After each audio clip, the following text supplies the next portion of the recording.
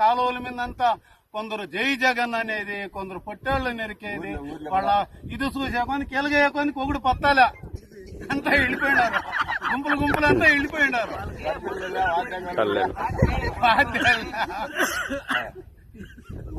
ఇదండి వాస్తవ పరిస్థితి. ఇదే అందరినీ కాలువ నాసి రకం పనులు చేసి గబగబాని వదిలేశారు. నిన్న సీఎం ఇడిచిన నీళ్లతో కూడా ఆ సిమెంట్ పెరుక్కొని పోతే అబ్బటికప్పుడు ఆ రాజపేట దగ్గర వేసినారు. వీళ్ళంతా మోసాలు, మీ మోసాలంతా చూడన్నారు. కుప్పం ప్రజలు మీకు తగమైన రీతిలో బుద్ధి చెప్తారు. నారా చంద్రబాబు నాయుడు గారికి 1,00,000 ఓట్ల మెజారిటీ పైన వచ్చేది ఖాయము. మీరు ఎన్ని అడ్డంకులు జరిగినా ఎంత ఇచ్చాయినా కూడా నారా చంద్రబాబు నాయుడే ముఖ్యమంత్రి అవుతా ఉన్నాడు. గుర్తుపెట్టుకో.